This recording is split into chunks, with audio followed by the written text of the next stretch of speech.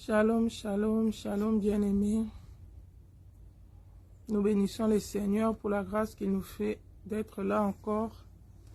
C'est vrai, aujourd'hui nous avons rencontré un peu de difficultés pour notre live d'aujourd'hui, mais par la grâce de Dieu nous sommes là. Nous bénissons le Seigneur pour le privilège qu'il nous accorde d'être encore là. Vous allez remarquer que nous ne sommes pas dans notre cadre habituel. Là, nous sommes dans le jardin.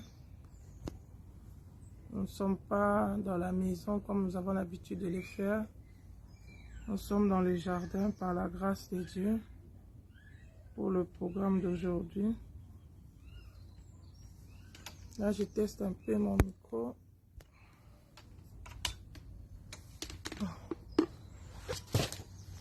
Je crois qu'on va le faire comme ça.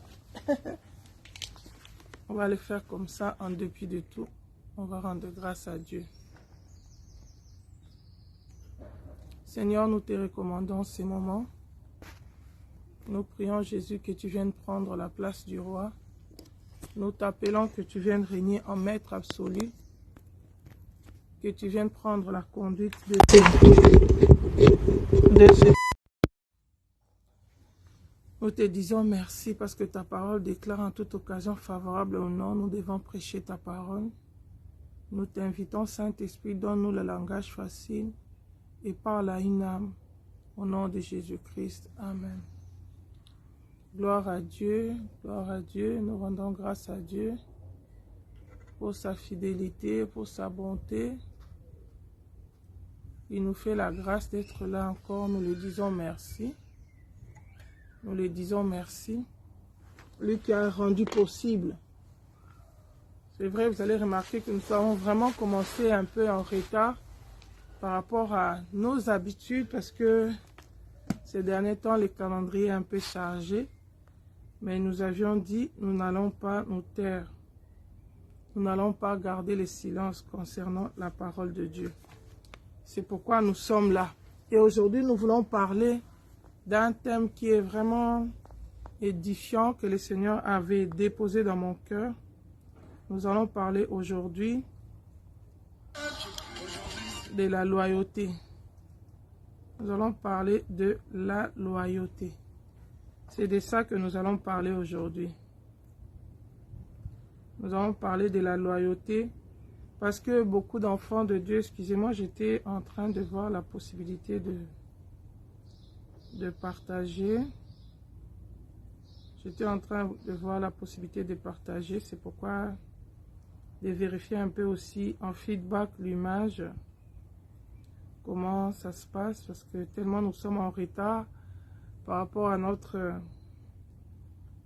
horaire habituel. La semaine passée non plus, nous n'étions pas là parce que nous étions en déplacement.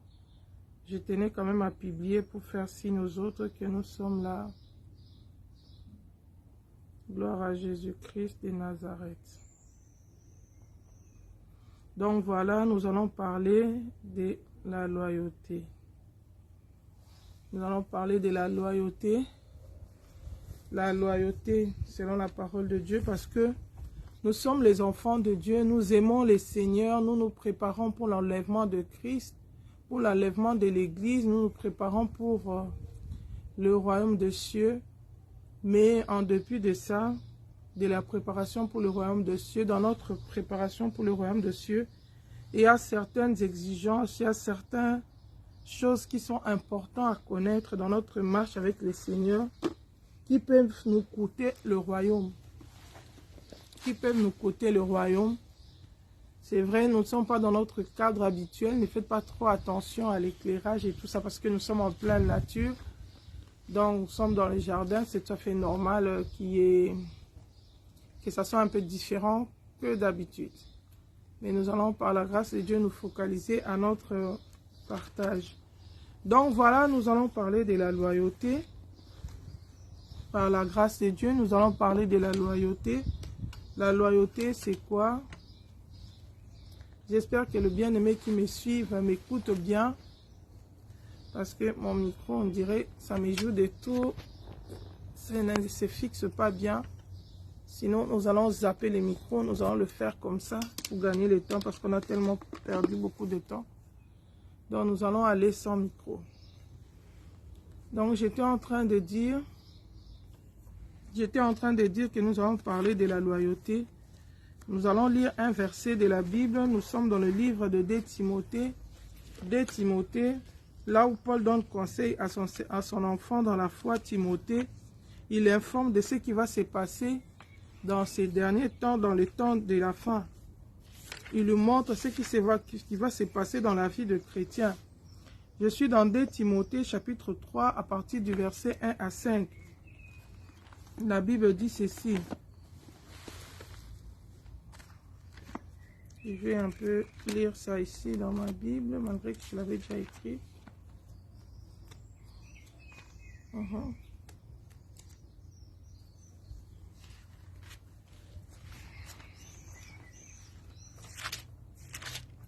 La Bible dit ceci.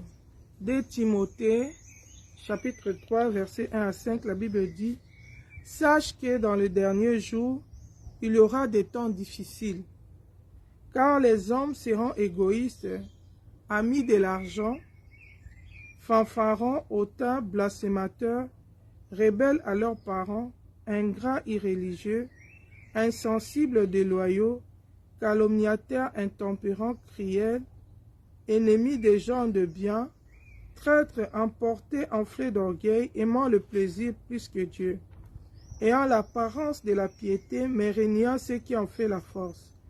Éloigne-toi de ces hommes-là. » Le verset, je vais m'arrêter là. La Bible dit, au verset 2, on dit: « Les gens seront insensibles, déloyaux, calomniateurs, intempérants, cruels, ennemis des gens de bien. » Bien-aimés, dans notre marche vers le ciel, nous qui sommes en train de nous préparer pour le ciel, nous voulons hériter le ciel. Nous devons nous rendre compte qu'il y a certaines caractéristiques qui caractérisent ces temps de la fin. Dans ces temps de la fin, il y a dépravation de mœurs. Il y a les caractères des gens qui sont devenus mauvais à cause du temps qui sont devenus très difficiles. La Bible dit que le fait qu'il y aura des temps difficiles, ça va affecter le caractère des gens. Ça va affecter le caractère de beaucoup de chrétiens, de beaucoup d'enfants de Dieu. Et nous, en tant que femmes de Dieu, en tant que servants de Dieu, nous devons être avertis pour ne pas tomber dans ces pièges. Parce que si tu regardes les versets, les 2 Timothée, où nous avons lu du chapitre 3, la Bible dit au verset 6, qu'est-ce qui va se passer? La Bible dit, « Il en est parmi eux qui s'introduisent dans les maisons et qui captivent les femmes d'un esprit faible et borné, chargés de péchés, agités par des passions de toute espèce. » Donc, les gens qui vont avoir ces mauvais caractères-là, ils vont s'acharner sur les femmes. Et ici, nous savons que nous sommes dans le cadre de ministère d'encadrement des servantes, où nous apprenons à la femme comment servir Dieu, comment marcher avec le Seigneur, comment se maintenir dans la sainteté, dans la sanctification, pour que le jour que Jésus reviendra, nous, en tant que femmes, nous puissions hériter le royaume des cieux. C'est notre défi de tous les jours. Nous partageons la parole de Dieu pour aider les femmes à connaître la volonté de Dieu pour eux et à les amener à marcher dans une vie de sainteté, de sanctification. C'est vrai, nous aimons le Seigneur, nous nous sommes dépouillés, nous avons changé notre apparence, nous nous habillons plus comme au passé, où nous avions l'habitude de nous embarrasser des accessoires de Jézabel. Nous nous habillons maintenant avec modestie, comme la Bible le demande, selon qu'il est écrit, les femmes qui font profession de servir Dieu, ils doivent avoir aussi l'apparence qui convient à la sainteté. C'est bien, nous avons déjà fait un pas, mais nous ne sommes pas encore arrivés. Pourquoi? En dépit de l'extérieur, il y a un caractère à travailler. Nous avons le gros travail, maintenant, se retrouve au niveau de l'intérieur, au niveau de notre caractère. Après avoir changé l'extérieur, si nous ne travaillons pas sur l'intérieur, nous risquons de devenir des tombeaux blanchis, des hypocrites comme des pharisiens. Jésus appelait les pharisiens des tombeaux blanchis. Pourquoi? Ils s'habillaient d'une manière respectable. Ils étaient présentables devant les gens, mais leur caractère était mauvais. Leur caractère était mauvais. Ce n'était pas digne des enfants de Dieu. Ils avaient un mauvais caractère.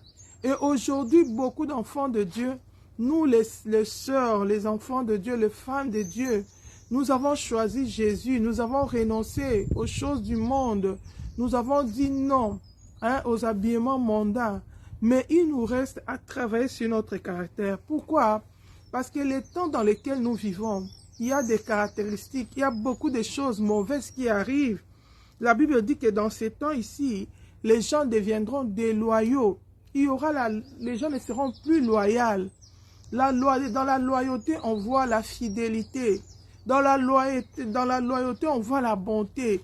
Ça veut dire que respecter la loyauté, c'est respecter les amitiés, respecter la fraternité, respecter les accords. Alléluia.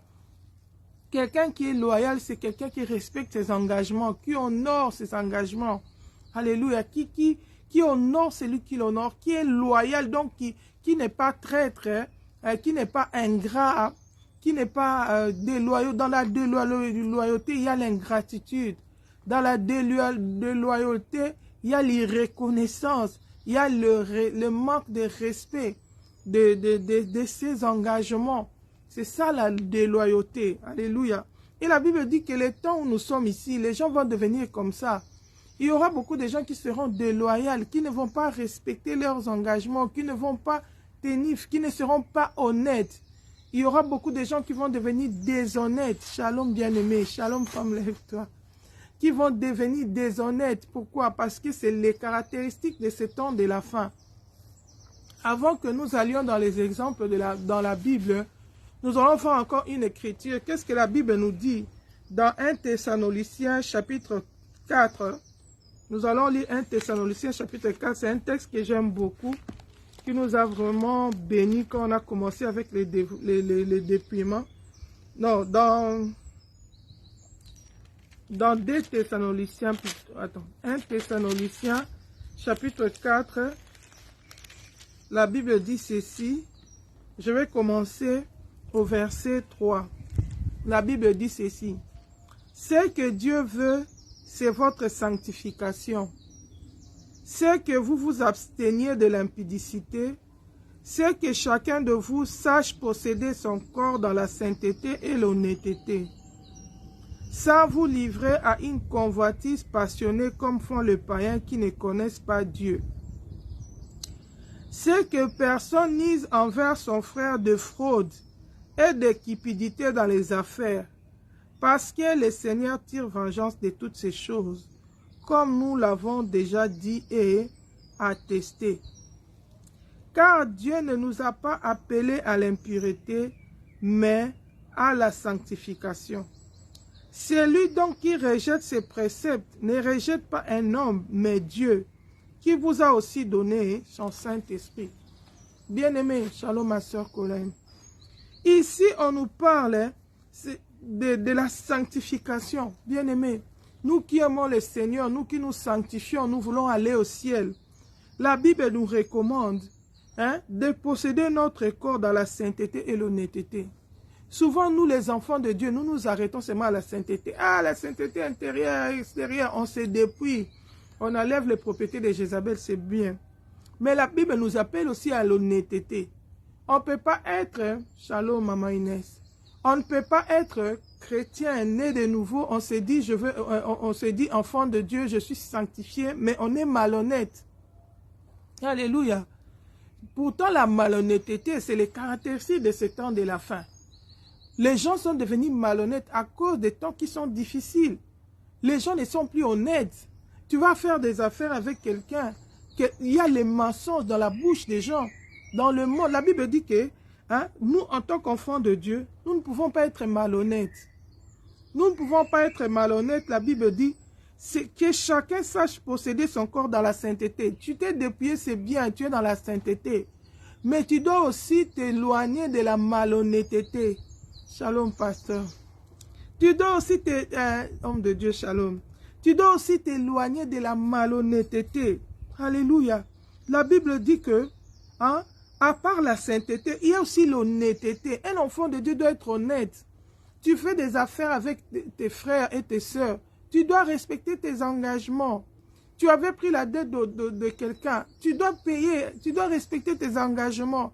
Tu avais donné des promesses. D'ailleurs, la Bible nous demande d'être prudents en ce qui concerne les promesses. Alléluia. La Bible nous dit donc de ne pas aller vite à faire le vœu.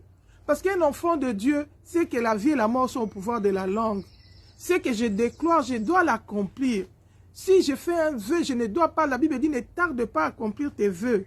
Si tu fais une promesse, tu dois respecter tes promesses. Si malgré toi, tu n'es pas en mesure de respecter ces promesses, tu dois venir vers la personne, chercher à l'amiable une solution, demander pardon parce que tu n'as pas pu. Mais beaucoup de gens, nous préoccupons de l'extérieur, de l'apparence. C'est bien, c'est d'ailleurs bien. Mais nous ne devons pas négliger les caractères.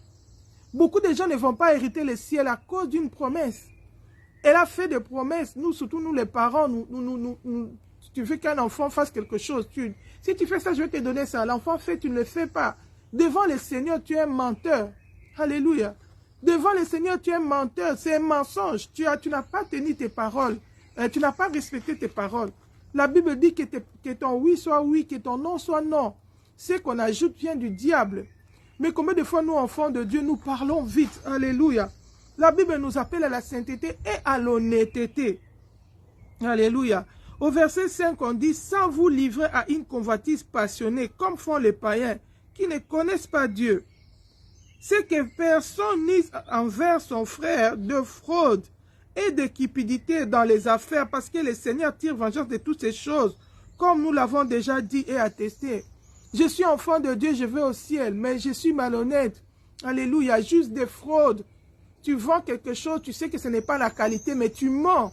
Tu sais qu'au lieu de dire la vérité, que la personne porte son choix, tu mens, tu dis des mensonges. Et la personne va là-bas, il est abusé. Bien aimé, c'est la malhonnêteté. Même si tu pries, mais tant que tu n'as pas ôté ça, ça aussi, ça va te faire manquer le royaume. La Bible dit quoi? La Bible dit, car Dieu tire vengeance. Hein? Tire vengeance. Parce que le Seigneur tire vengeance de toutes ces choses. Oh, moi, je prie, je prophétise, je reçois des révélations. Le Seigneur me parle et c'est bien. Sache que la grâce est trompeuse. La grâce, ça trompe. Ce n'est pas parce que tu pries pour les gens, ils sont guéris. Ce n'est pas parce que tu prophétises les choses, ça s'accomplit, que ça te qualifie pour le ciel. Le ciel, c'est la sainteté. Le ciel, c'est l'obéissance à la parole de Dieu. Alléluia. Le ciel, c'est l'honnêteté, c'est la sanctification. La Bible dit ça, laquelle personne ne verra Dieu. Chez Dieu, il n'y a pas de petits péchés, il n'y a pas de grands péchés. Et souvent, le diable, qu'est-ce qu'il fait? Il nous aveugle. Nous sommes préoccupés à certaines choses auxquelles nous donnons de l'importance. Mais l'ennemi nous rattrape dans nos caractères. L'ennemi nous rattrape dans nos actes, dans nos paroles. Dans les actes que nous posons. Hein, qui nous accusent devant Dieu. Qui va nous faire manquer le royaume si nous ne sommes pas vigilants. Si nous ne veillons pas. La Bible dit qu'il n'y ait pas de convoitises comme les païens. Les païens, qu'est-ce qu'ils font? Les païens, quand tu es avec lui, il vient dans ta maison, tu parles avec lui. Lui, il est en train de convoiter. Et il est habillé comme ça. Hein? Et il a ces choses-là. Hein? Et moi aussi, je voudrais vraiment avoir ces trucs-là. Hein? La convoitise qu'il y a dans le monde, c'est ce qui fait qu'aujourd'hui, les gens commencent à s'empoisonner. Les gens commencent à s'empoisonner pour pouvoir bénéficier. Tu vas voir dans l'église, les fidèles s'empoisonnent pour rester avec l'église, pour tuer les pasteurs pour rester avec l'église. Oh, quand on parle de l'œuvre de Dieu, c'est l'œuvre de Dieu, c'est la sainteté, c'est la crainte de Dieu. Comment on peut tuer quelqu'un pour rester avec une église? Ça n'a pas de sens. Tu vas aller où avec l'église si Jésus revient te trouver dans cette situation? À cause de quoi? La convoitise. Ah, lui, il est pasteur, il a beaucoup d'argent, il a une grande église. Ah, il a des voitures. Ah, lui, il voyage en Europe. Hein? Les gens se tuent à cause de la parcelle, à cause de ceci. Ah, il avait acheté la parcelle. Les membres de ta famille, tu viens, la Bible dit l'homme aura pour ennemi les gens de sa propre famille. Combien de fois nous voyons quelqu'un, il revient de l'Europe, il a acheté la parcelle, il a donné l'argent à sa famille, on a acheté la parcelle. Après, oh, sa sœur, son frère l'a tué pour rester avec la parcelle. Or, la Bible dit que le monde passe avec sa convoitise. Personne ne l'a jamais enterré avec un morceau de sa parcelle. On n'enterrera personne avec la parcelle. Du reste, même la maison là, elle est temporaire, elle n'est pas éternelle. La Bible dit que ce monde ici, on va lier ça comme une natte, on va jeter dans le feu. Nous n'emporterons pas le monde. Nous sommes venus du sein de nos parents. Nous allons retourner. Nous sommes pèlerins sur la terre des hommes. Mais qu'est-ce qu'il y a dans le monde? Il y a la convoitise. Chacun convoite la place de son prochain. Alléluia. Chacun veut avoir ce que l'autre a. Alléluia. Et la Bible, c'est ce qui amène aux gens aux fraudes. C'est ce qui amène la jalousie. C'est ce qui amène le mauvais caractère. Alléluia. Mais nous, en tant qu'enfants de Dieu, nous devons veiller sur ça. Ne dis pas que ça, cela concerne. Non, tu as la chair. La Bible dit la chair est faible, l'esprit est disposé. Notre conscience sait que ça, c'est mauvais. L'esprit connaît. Mais la chair, puisque nous avons la chair, tu peux te retrouver en train de convoiter. Mais quand tu remarques que tu es en train de convoiter, la Bible déclare que quand tu te souviens où tu es tombé, tu dois vite te repentir. Tu dois vite arranger ta situation. Tu dois prier pour ton cœur. Seigneur, circoncis mon cœur. Enlève la convoitise. Je suis tombé dans ça. Bien aimé, parce que souvent quand les hommes tombent dans la convoitise, on ne se rend pas compte. Hein? On croit que nous, on connaît la parole de Dieu, on est bien, et moi je ne convoite pas. C'est pourquoi la Bible nous montre l'exemple de David. David avait convoité la femme d'autrui, la femme de Iri. David a convoité la femme d'Iri. Nous savons comment il a comploté pour que Iri soit tué, pour que lui prenne la place, pour qu'il remplace. Pourquoi? À cause de son honneur. Il ne voulait pas avoir la honte devant les gens. Il a manipulé les choses pour que Iri meure. Mais quand le Seigneur a vu cela, le Seigneur était mécontent de David. Il a envoyé le prophète Nathan pour que Nathan aille parler à David. Mais David ne réalisait pas qu'il était déjà tombé dans la convoitise. Il ne réalisait pas que la convoitise l'avait même amené déjà à tuer. Shalom, maman des anges. Alléluia. Shalom, sœur Irène. Il ne réalisait pas. Pour lui, il croyait qu'il menait sa vie chrétienne bien, qu'il aimait le Seigneur. La Bible nous parle de David comme l'homme selon le cœur de Dieu. David, c'était quelqu'un qui aimait le Seigneur. Alléluia. Mais il était déjà tombé dans la convoitise. C'est pourquoi la Bible nous demande de ne pas avoir une trop haute opinion de nous-mêmes. Nous qui sommes debout, nous devons veiller, faire attention qu'on soit déjà tombé. Mais tu crois que tu es toujours debout. Nous devons faire l'exercice chaque jour, examiner notre vie. Est-ce que je ne suis pas déjà tombé dans la convoitise? Est-ce que je ne suis pas déjà dans le péché? Si tu regardes en 2 Samuel chapitre 12, c'est là qu'il y a l'histoire de David avec le prophète Nathan. 2 Samuel chapitre 12, je ne vais pas tout lire, mais je vais lire un peu le verset pour te dire que on peut se retrouver dans la convoitise sans le savoir. Beaucoup de pasteurs, ils sont allés faire des choses non poussés par le Saint-Esprit, mais poussés par la convoitise. Parce qu'il veut être comme cet autre pasteur-là. Parce que pour lui, il trouve qu'il y a la crise, c'est le pastorat qui rapporte. C'est pourquoi beaucoup sont allés dans l'occultisme. Beaucoup sont tombés dans des pactes avec l'ennemi. Pourquoi? À cause de la convoitise. Hein? Il y en a même qui servent le Seigneur par convoitise, par ambition. Non parce que le Seigneur les a envoyés. Mais parce qu'ils ont des ambitions, ils veulent se servir de l'œuvre de Dieu. Oh, bien-aimés, nous devons être vigilants, nous sommes au temps de la fin. Je suis dans 2 Samuel chapitre 12. Au verset 1, la Bible dit, « L'Éternel envoya Nathan vers David, et Nathan vint à lui et lui dit, « Il y avait dans une ville 2 hommes, l'un riche et l'autre pauvre. » Nous connaissons l'histoire. Quand Nathan, l'autre, je vais quand même lire, pauvre. Les riches avaient des brebis et des bœufs et des bœufs en très grand nombre. Le pauvre n'avait rien du tout qu'une petite brebis qu'il avait achetée. Il la nourrissait et elle grandissait chez lui avec ses enfants. Elle mangeait de son pain, buvait dans sa coupe, dormait sur son sein et il regardait comme sa fille. Il la regardait comme sa fille. Le verset 4. Un voyageur arriva chez l'homme riche et le riche n'a pas voulu toucher à ses brebis ou à ses bœufs. Pour préparer un repas au voyageur qui était venu chez lui, il a pris la brebis du pauvre et l'a apprêtée pour l'homme qui était venu chez lui. La colère de David s'enflamma contre cet homme et il dit à Nathan, « L'Éternel est vivant, l'homme qui a fait cela mérite la mort. » Et il rendra 4 brebis pour avoir commis cette action et pour avoir été sans pitié. Et Nathan dit à David, tu es cet homme-là. Ainsi par l'Éternel, le Dieu d'Israël. Je t'ai oint pour roi sur Israël et je t'ai délivré de la main de Saoul. Nous connaissons la suite. Bien-aimé, David, quand David parlait, il n'était pas conscient qu'il était déjà tombé dans la convoitise, qu'il avait fait plus que la convoitise. Il était devenu déjà un meurtrier. Il avait déjà tué Iri.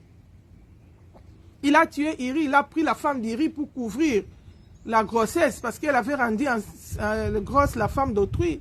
Il a vite pris la femme de Iri avec lui et ils avaient déjà eu l'enfant. Alléluia, alléluia.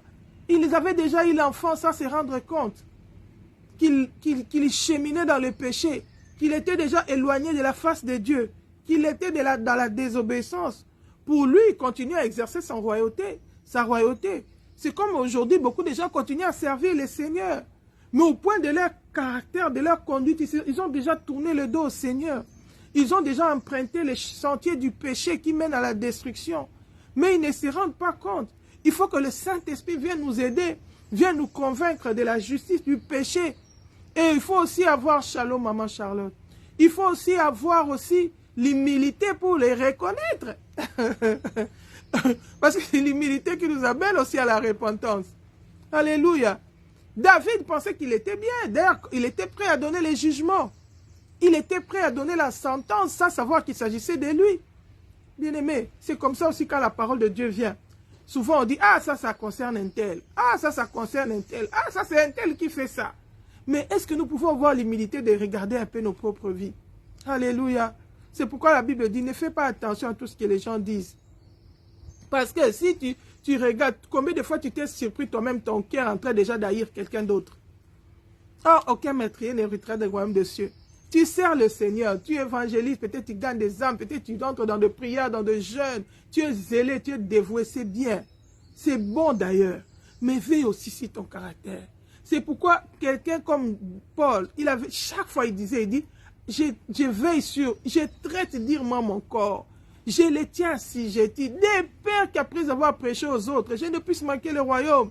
David était le roi, c'est lui qui jugeait, c'est lui qui donnait des sentences. Mais ça ne les justifiait pas devant le Seigneur. Alléluia. Ça ne les justifiait pas devant Dieu. Ce n'est pas parce qu'il était roi qu'il jugeait qu'il était lui-même juste devant l'Éternel. Alléluia. Ce n'est pas parce qu'il avait trouvé grâce que Dieu l'avait choisi. Pour lui, c'était authentique. Ce n'était pas autoproclamé. Il ne s'était pas autoproclamé roi. C'est Dieu qui l'avait établi. Il avait le mandat de Dieu. Il avait reçu l'onction. Mais en termes de justice, Dieu reste juste. En termes du royaume des cieux, c'est la sanctification qui va nous justifier, qui va nous faire entrer dans le royaume. La Bible dit, ne savez pas vous que quiconque se livre au péché, il n'entrera chez lui rien d'essuyé. Que les gens te trompent, tu dis, nous sommes sauvés par la grâce, mais si tu fais le péché, c'est rien, tu vas entrer au ciel. C'est les mensonges. Si tu les suis, tu vas aller en enfer avec eux. Dieu est juste. Il ne tient pas les coupables pour impunir. Bien-aimé, quand on a expliqué à David comment il était déjà entré dans la convoitise, ça se rend compte comment il avait déjà pris la femme d'autrui, comment il avait comploté un péché à attirer notre péché. Il était devenu déloyal. Normalement, selon la loi d'Israël, la loi de Dieu, il ne pouvait pas, lui en tant que roi, il devait être avec les troupes quand ils allaient dans l'armée. Il ne devait pas rester. Lui, il est resté. L'armée est allée combattre. Lui, il est resté dans sa maison. Il était déjà déloyal. Hein? Il se promenait dans la terrasse de sa maison. Quand les gens sont en guerre, lui, il est dans la terrasse de sa maison, dans l'oisiveté. Il est allé tomber dans les péchés. C'est pourquoi la Bible dit, c'est celui qui s'éloigne, que les loups dévorent. Hein? Qui s'éloigne de la bergerie. Nous ne sommes pas de ceux qui se retirent pour se perdre. Quand on se retire, on se perd. David s'était retiré, les autres sont partis combattre. Lui, il est resté dans sa maison. Il contemplait sa maison, il marchait dans la terrasse de sa maison. Il est allé tomber sur la femme d'autrui. Et il n'avait pas prémédité ça. Il est tombé dans la convoitise parce que les yeux ont vu. Alléluia. Il était distrait, oui, sois béni ma soeur. Les yeux ont vu. Il est tombé dans le péché. Mais au lieu de se repentir, au lieu de crier au Seigneur pour que le Seigneur l'aide, non, il a accumulé péché sur péché. Or, la Bible dit que ce sont les païens qui se comportent comme ça. Bien aimé, les temps dans lesquels nous sommes, c'est les caractéristiques de ces temps. Tu dois comprendre le temps dans lequel nous sommes. Sinon, tu vas tomber dans les pièges de l'ennemi. Alléluia. La Bible dit que les gens deviendront malhonnêtes. Les gens deviendront déloyaux. Ici, la Bible dit que personne n'ise des fraudes envers son frère. Combien de gens, les enfants de Dieu, vous allez faire les commerces, mais ton frère, il te tourne derrière les dos. Il n'est pas honnête. Pour te dire que non, j'ai fait ça, ça, ça, ça. Non, tout le monde, dans les mensonges. Il y en a même qui utilisent la fausse mesure. Il va te dire, c'est autant de kilos, tu vas aller vérifier là-bas. Ce n'est pas ça. Bien-aimé, si tu entends ma voix, répands-toi. C'est vrai, nous aimons le ciel. C'est vrai, nous sommes sanctifiés, nous nous sommes dépouillés. Nous allons au ciel. Mais nous devons veiller sur nos caractères. Dieu ne juge pas seulement les impudiques, hein, les gens qui s'habillent dans l'impudicité. Mais Dieu juge aussi la malhonnêteté. Dieu tire vengeance aussi de la fraude. Dieu tire vengeance aussi de la loyauté. La Bible dit que les gens deviendront ingrats. Quelqu'un te fait du bien, tu lui rends le mal. C'est un péché devant le Seigneur. Alléluia. Beaucoup de gens sont déloyaux. Ils vont derrière le dos de quelqu'un pour se faire aimer. Pour qu'on puisse l'aimer, il doit aller calomnier. Il doit aller parler mal même de celui qui l'a fait du bien. Hein? Même celui qui a été bien avec lui. Il va aller derrière les dos. Tu te présentes tes relations. Il va passer derrière tes relations pour te détruire, pour profiter de ça. Hâte-toi pour que je m'y mette. Ça, c'est les caractéristiques qu'il y a dans le monde. Mais ça ne peut pas se retrouver dans la vie des enfants de Dieu. Alléluia. Oui, nous sommes au temps de la fin. Oui, les temps sont difficiles. Oui, le monde se comporte comme ça. God bless you, sister. Les hommes se comportent comme ça. Mais nous, en tant qu'enfants de Dieu, nous ne pouvons pas nous comporter comme ça. La Bible dit, nous sommes dans le monde, mais nous ne sommes pas du monde. Alléluia. Si le venin du monde t'avait affecté, sois béni. Si le venin du monde t'avait affecté, ça t'avait pris comme la gale. Hein? Toi aussi, tu es devenu malhonnête. Souviens-toi de ton identité, qui tu es en Christ. Tu as un but. Ce n'est pas par hasard que tu es sur la terre. Le Seigneur t'a mis sur la terre avec un but. Nous sommes de pèlerins, nous allons vers le ciel. Les habitants du ciel ont leur manière de se conduire. Ils ne se mélangent pas avec le monde. Ils ne vont pas dans le péché. Ils n'imitent pas le monde. Ils doivent mener une vie de mise à part. Alléluia. Ne dis pas, oh, le Seigneur comprend. La Bible dit, il tire vengeance de ça. Alléluia. Nous allons voir encore un exemple dans la Bible. Toujours, aujourd'hui, on tourne autour de David. Nous allons voir un exemple dans la Bible. Cette fois-ci, il s'agit de Itaï. Nous allons voir un mauvais exemple et nous allons voir un bon exemple. Nous commençons par le mauvais exemple. Le mauvais exemple, c'est dans 1 Samuel, chapitre 16, versets 1 à 4. 1 Samuel, chapitre 16, versets 1 à 4 et 2 Samuel, non, c'est 2 Samuel, chapitre 16, versets 1 à 4 et 2 Samuel 19, versets 24 à 30. Là-bas, c'est l'histoire de Itaï. Itaï, c'était qui? Itaï, c'était le serviteur de Mephibosheth. Nous connaissons l'histoire de Mephibosheth. Mephibosheth, c'était un fils de Saoul qui était estropié, qui était boité, qui avait un problème qui ne marchait pas bien, qui était abandonné à Lodéba là-bas, que David avait fait trouver grâce. Parce que dans la loi d'Israël, devant le roi, le boité ne pouvait pas venir entrer dans la maison du roi ni manger à la table. Mais David, à cause de la loyauté de David à l'égard de Jonathan, David était loyal. Alléluia. David était très loyal. À cause de la loyauté de David à l'égard de Jonathan, comment Jonathan l'avait traité. Alléluia. David il n'était pas dans la famille royale. Son papa était Isaïe, il était pour lui berger. Mais quand Dieu l'a choisi, l'a sélectionné, il a permis qu'il aille en amitié, qu'il aille travailler dans la maison de Saoul.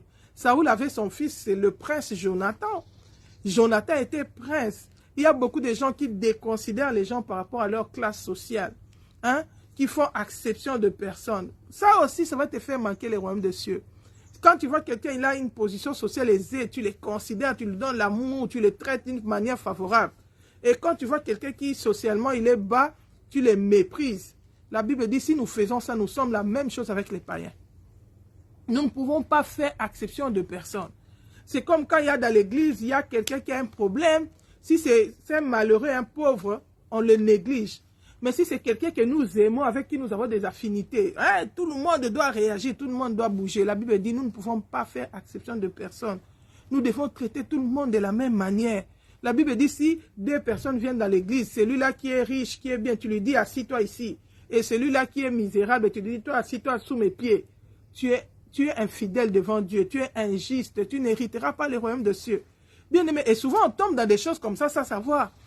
On doit veiller sur notre caractère. Si nous aimons l'avènement du Seigneur, il n'y a rien à négliger. Alléluia. Et David, Jonathan, il était de bon cœur.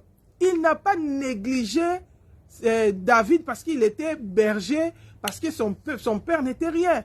La Bible dit qu'on a présenté David, Jonathan aimait David. Son âme était attachée à David. Alléluia. Il a usé de bonté à l'égard de David. Jonathan connaissait la volonté de Dieu pour David. Alléluia, les prophéties à son sujet. Malgré que son papa était méchant, il cherchait à tuer David. Pourtant, David ne lui avait fait aucun mal. Tout est arrivé à cause des cantiques des femmes. Alléluia.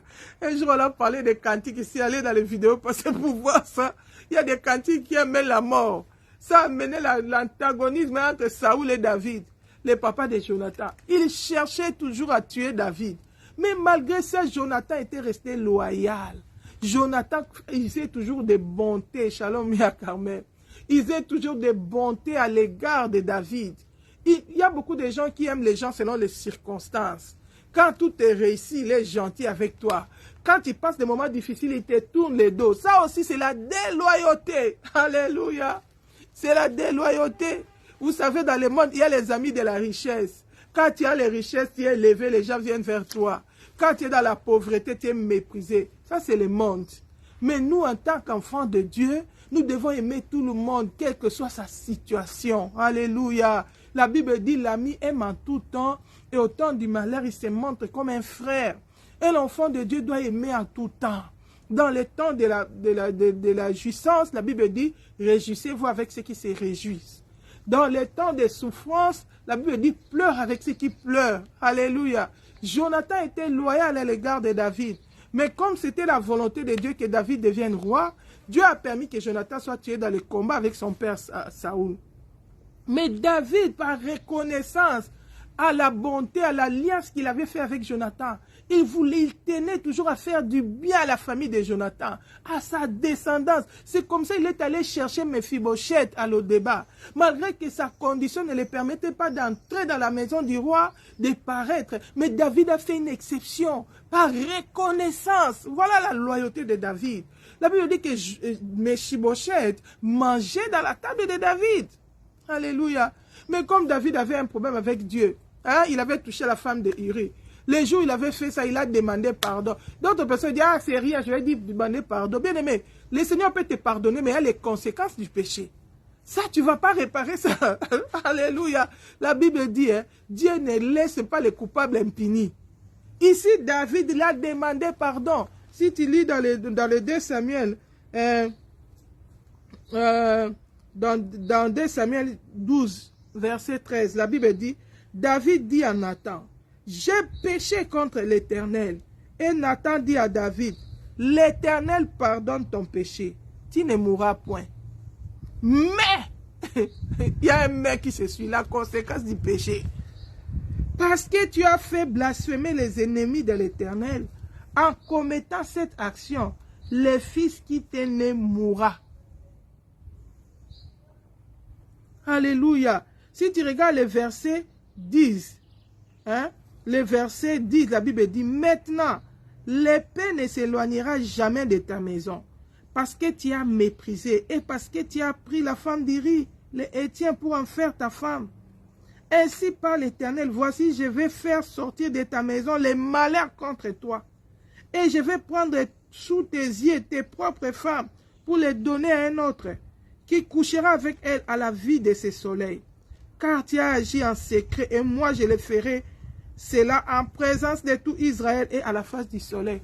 Bien aimé, David avait un problème sérieux. Dieu a pardonné son péché, mais les conséquences, c'est pourquoi le péché, c'est à éviter. Oh Dieu, Dieu miséricordieux, Dieu est là, la colère, il pardonne. C'est pas grave, on va écouter. Même si on fait le péché, Dieu va nous pardonner. On ne se moque pas de Dieu. La Bible dit, si qu'un homme aura sémé, il le moissonnera. David a demandé pardon. Dieu n'a pas refusé. Il a aussi pardonné. Il a dit, mais, puisque tu as fait ça, il y aura des conséquences. Tu ne mourras pas.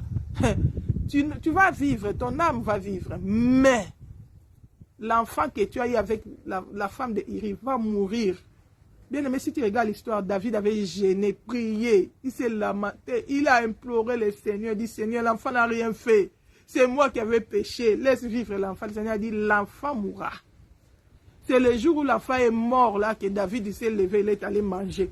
Les gens n'ont pas compris. Ils ont dit, mais David, quand l'enfant était malade, il a imploré le Seigneur. Maintenant que l'enfant est mort, David mange. David, il dit, il est parti, il ne reviendra plus vers nous.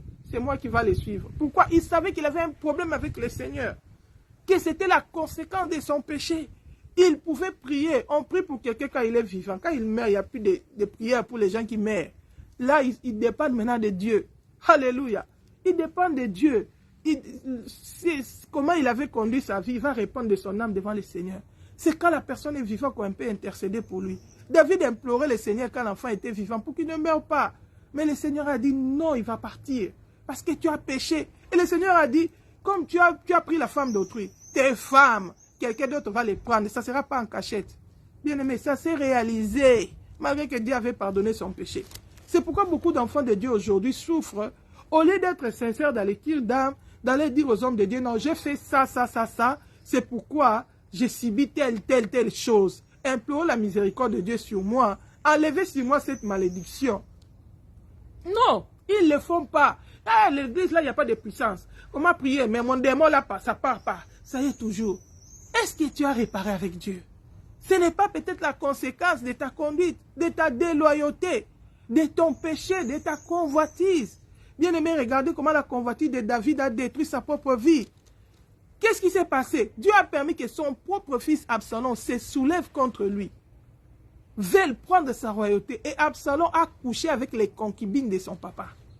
Il a pris les femmes de son père. C'était un infamier en Israël. Mais c'est arrivé pourquoi? Parce qu'il avait pris la femme de Iri. Malgré que Dieu ne l'a pas tué, il a pardonné, il l'a laissé en vie. Mais les conséquences ont détruit toute une génération. Les conséquences sont allées même dans la vie de son fils Absalom. Alléluia. Absalom est devenu rebelle contre son papa. Il est devenu déloyal parce que David était aussi devenu déloyal. Alléluia. Parce qu'il avait touché la femme d'autrui. Alléluia. C'est pourquoi la Bible dit, si quelqu'un te fait du bien, toi tu le rends le mal ne quittera pas ta maison. Regarde David.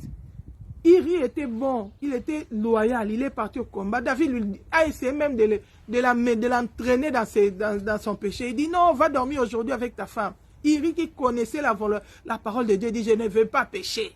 L'armée d'Israël est en guerre, moi je vais aller coucher avec ma femme. C'est contre la parole de Dieu. Il est dormi dehors. On est venu dire à David, il n'est pas entré dans la maison, il est resté dehors. David a dit, ah si c'est comme ça, il faut le tuer parce que comme il est loyal, il respecte la parole de Dieu. La grossesse va grandir, tout le monde va remarquer que moi j'ai engrossé la femme d'autrui. Il est allé les tuer pour détruire les traces, pour détruire les traces devant les hommes, pour conserver son honneur. Mais ce qu'on fait en secret, Dieu voit dans les lieux secrets. Il connaît nos péchés cachés. Il connaît... Avec Dieu, il ne faut même pas combattre. Il ne faut pas user des stratégies. Humilie-toi sous la main puissante de Dieu. Bien aimé, tu peux être sous la malédiction parce que tu avais peut-être fait les péchés, tu avais peut-être été déloyaux. Mais si tu t'humilies devant le Seigneur, tu peux trouver grâce. La Bible nous montre que Jéricho, c'était une ville maudite. Nous savons quand Josué avait pris Jéricho, la Bible dit qu'il avait dit, c'est lui qui construira Jéricho. Au prix de son premier-né, il mettra les panneaux, les poteaux au prix de son premier-né, il va achever au prix de son dernier-né. Les eaux de Jéricho, ça produisait la mort. Il n'y avait pas de vie. Malgré Jéricho, c'était... Et la Bible dit que la personne qui est venue même reconstruire Jéricho, cette malédiction-là s'est accomplie dans cette ville parce que c'était une ville qui était maudite, que Josué avait maudit, que personne ne pouvait plus reconstruire ça. C'était une ville livrée à l'interdit. Mais quand les hommes de Dieu, Élisée est venu dans la ville, vous savez, quand Élie allait être enlevé là, ils sont passés dans son parcours avec Élisée pour le laisser l'onction. Ils étaient passés aussi par Jéricho. La Bible dit que les fils des prophètes sont venus lui dire, la ville est bonne, mais l'eau produit la mort. Alléluia. Parce que c'était une ville maudite. La Bible dit qu'Élisa a pris un plat neuf du sel, il est allé à la source, il a déclaré les paroles. Devant un homme de Dieu, la Bible dit, c'est que nous nous lions sur la terre, c'est lié aussi au ciel. Tu peux être sous la malédiction parce que tu étais mal conduit, parce que tu as été déloyal, parce que tu le mérites. Mais si tu t'humilies devant la face de Dieu, devant le Seigneur, tu dis la vérité aux hommes de Dieu, ils peuvent révoquer cette malédiction. Mais beaucoup de gens aussi aujourd'hui souffrent en tant que des meurtriers parce qu'ils sont sous la malédiction. Parce qu'ils ont sémé les mal. Alléluia. Mais ils n'ont pas assez d'humilité pour dire la vérité, pour se repentir. Pourquoi ils gardent leur honneur? Que les gens me connaissent d'une certaine manière. Si je leur parle de ce côté-là, si je leur parle de ces péchés secrets-là, on ne va plus me considérer. Tu vas aller en enfer avec ta considération. Bien aimé, le monde passera avec sa convoitise. Mieux vaut pour toi, la Bible dit, mieux vaut que tu es même aveugle dans le royaume des cieux. Tu es avec une main dans le royaume des cieux, que tout ton corps, que tu gardes tes honneurs, qu'on te jette en enfer. Oh bien-aimé, le Seigneur nous interpelle. Nous vivons les temps de la fin. Il y a les caractères qui sont détruits. La Bible dit, il y aura tellement de temps difficiles que l'amour même des plusieurs vont refroidir. Quand il y a la famine, on commence même à avoir du mal à partager avec son frère. Tout le monde veut avoir pour soi. Tout le monde veut, on devient égoïste. Ce sont les caractéristiques de ce temps. Mais nous, en tant qu'enfants de Dieu, nous devons faire la différence. Alléluia. Nous ne devons pas être déloyaux. Nous ne devons pas être calomniateurs comme les mondains. La Bible dit que Dieu tire vengeance. Tu es saint, tu crées le Seigneur, tu es dépouillé, mais tu es calomniateur. Bien-aimé, tu vas finir en enfer. Alléluia. Et la Bible nous montre que, à cause de toutes ces choses-là, je parlais de Méphibosheth. À cause de la malédiction de David, là, Absalom s'était levé contre lui. Il a pris la royauté. Il a fait tout ce que nous avons appris là. Mais qu'est-ce qui s'est passé? Pendant ça, David était obligé de fuir parce qu'Absalom voulait le tuer. Et maintenant, ceux qui étaient fidèles à David l'accompagnaient. La Bible dit, les serviteurs de David, de Méphibosheth, Chiba, il est sorti. Chiba est sorti rencontrer David. Il a amené une âne battée avec des pains, des raisins secs, avec du vin. David les regardait et dit, ça, tu vas où avec ça? Il dit, non, je vous amène ça pour manger, pour les gens qui sont fatigués. Il dit, mais toi, tu viens, tu es le serviteur de Méphibosheth. Ton maître, il est où? Chiba commence à calomnier Méphibosheth. Il dit, non, ton maître a dit, mon maître a dit qu'aujourd'hui, il va prendre la royauté. La royauté va lui revenir. David n'a rien dit. David a écouté. Il a dit, bon, tout ce que j'avais donné à Méphibosheth, que ça soit pour toi maintenant. Bien aimé, regarde comment. Il y a beaucoup de gens qui veulent s'attirer la popularité en détruisant les gens. Bien aimé, la vérité, ça ne se cache pas. La Bible dit, on appelle le Seigneur les témoins fidèles. Même si tu vas calomnier pour te faire aimer, pour te tirer des avantages. Hein? Si on regarde ici l'histoire de Chiba, ici c'est dans 1 Samuel 16. Dans 2 Samuel 16. 2 Samuel 16. La Bible dit qu'il est allé dire là-bas que Méphibosheth, il a tenu des propos que Méphibosheth n'a jamais tenus. La Bible dit ici, 2 Samuel, excusez-moi, j'étais dans 1 Samuel. La Bible dit 2 Samuel, chapitre 16, verset 3. Le roi dit, où est le fils de ton maître? Et Chiba répondit au roi, voici, il est resté à Jérusalem. Car il a dit, aujourd'hui, la maison d'Israël me rendra le royaume de mon père. C'était faux. Méphibosheth n'avait pas dit ça. Et la Bible nous montre dans 2 Samuel chapitre 19, quand David est retourné à Jérusalem. Et maintenant, cette fois-ci, Méphibosheth est venu vers David. Au verset 24, verset 30. 2 Samuel 19, verset 24, verset 30. La Bible dit ceci. Méphibosheth, fils de Saoul, descendit aussi à la rencontre du roi. Il n'avait point soigné ses pieds, ni sa barbe, ni lavé ses vêtements, depuis le jour où le roi s'en était allé, jusqu'à celui où il est revenu, où il revenait en paix. Méphibosheth était dans les soucis pour David, parce que David avait fait du bien. Quand il a appris que David a eu des problèmes, il était dans la peine. Mais son propre serviteur allait calomnier là-bas. Il a dit que non, il a dit aujourd'hui. le royaume de son père va lui revenir parce que David était en train de fuir son fils Absalom. Et David a dit, ah bon, c'est ça que Mephibosheth a dit. Tous les biens que j'avais donné à Mephibosheth, toi, Shiba, prends ça. C'est pourquoi la Bible dit, avant de porter un jugement, il faut écouter les deux parties. Parce que la personne qui vient parler, il va tellement bien parler, tu vas croire qu'il a raison. C'est quand tu vas écouter la partie adverse que tu vas découvrir maintenant les fautes que lui, il avait fait. Parce que les gens, quand ils viennent donner des rapports, ils disent, eh, un tel m'a fait ceci. Il ne dit jamais que moi, j'ai fait ça, un tel. Il cache ses défauts. Il fait sortir les défauts des autres. Pourtant, la Bible dit, défends ta cause, mais ne révèle pas les secrets de l'autre. Bien, mais ça aussi, c'est un péché. Il y a beaucoup de gens qui sont rapporteurs, qui parlent du mal des autres. Hein? On parle du mal des autres. On dit, ah, je prie, je suis zélé, j'évangélise, je suis dépié, j'attends le royaume des cieux. La bouche, la vie et la mort sont au pouvoir de la langue. Qu'est-ce qui sort de ta bouche? Parles-tu du mal des autres avec facilité? Si le Seigneur revient et te trouve dans ça, tu rates l'enlèvement. Il ne va pas dire parce que tu es dépouillé, tu montes. Non, il est juste. Regarde David, il pensait qu'il était bien, mais il avait des problèmes sérieux avec Dieu.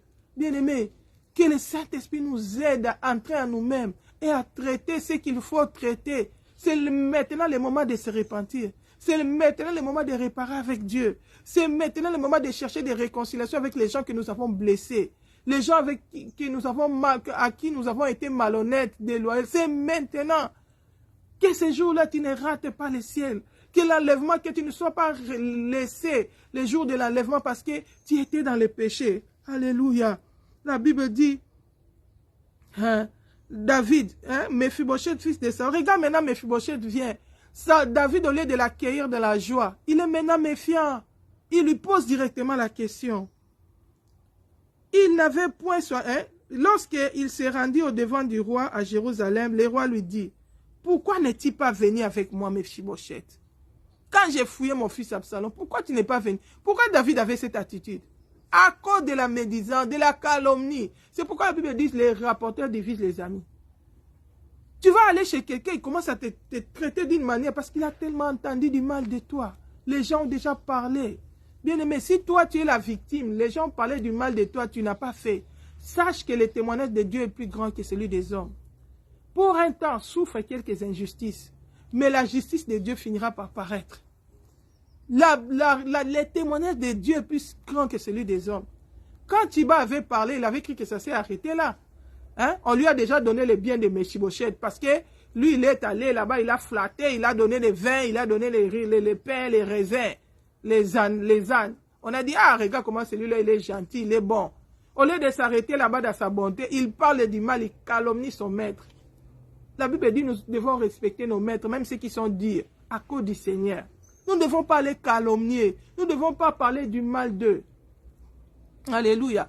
Mais tu vas y aller calomnier pour flatter David, pour montrer que regarde, moi je suis pour moi bon. C'est mon maître qui est méchant. Il y a beaucoup des enfants de Dieu qui sont comme ça. Qui parlent du mal de leur pasteur. Qui parlent, vous êtes vous tous des serviteurs de Dieu. Tu parles du mal d'un collaborateur. Tu parles du mal d'un frère. Tu parles du mal d'une sœur. Bien aimé, tu peux te cacher devant les hommes. Tu le fais peut-être sous ta couette, dans ton drap. Mais tu ne vas pas te cacher devant Dieu. Ce que David avait fait dans les secrets, le Seigneur a fait ça en public. La Bible dit ici, David lui posa directement la question. Et il répondit, oh mon roi, mon Seigneur, mon serviteur m'a trompé. Il était boiteux, il avait du mal à marcher. Son serviteur l'a trompé. Le serviteur l'a trompé, mais là-bas, il est allé les calomnier. Car ton serviteur qui est boiteux avait dit, je ferai sceller mon âne, je monterai et j'irai avec le roi.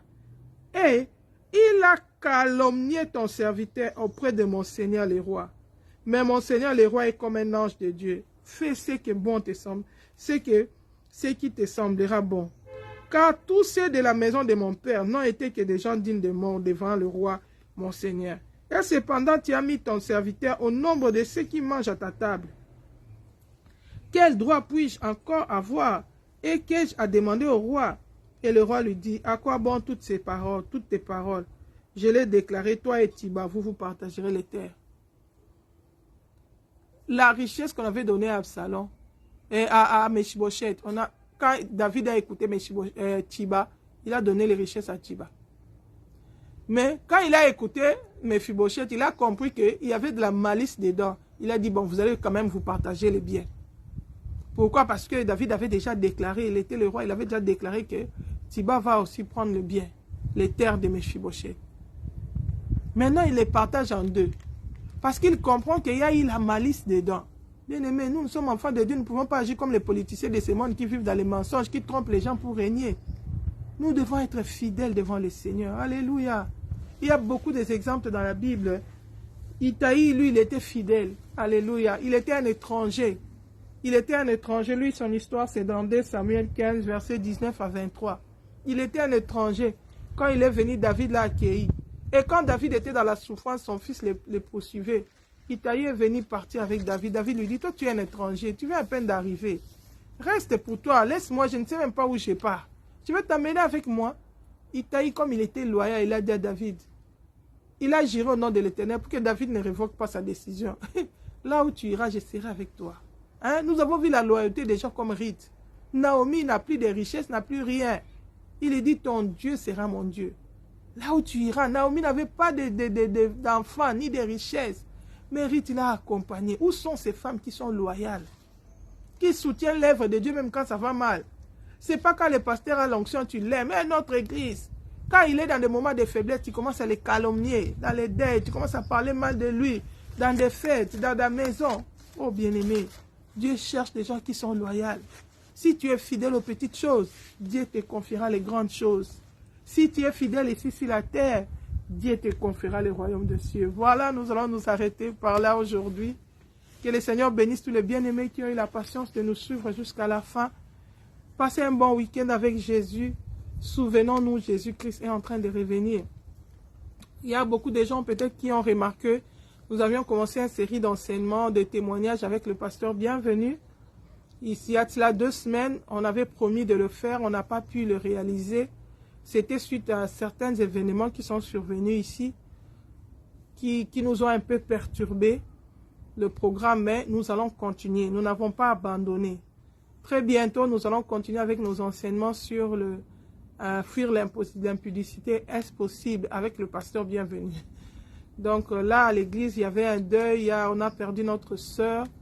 Donc il y avait vraiment des perturbations. Nous avons reçu des gens qui sont venus ici. On devait un peu prendre soin d'eux. Mais par la grâce de Dieu, nous allons continuer avec nos programmes. Nous savons que c'est pour l'édification du corps de Christ. Vraiment, nous allons nous arrêter là. Nous vous aimons beaucoup. Soyez fortifiés dans votre marche avec le Seigneur.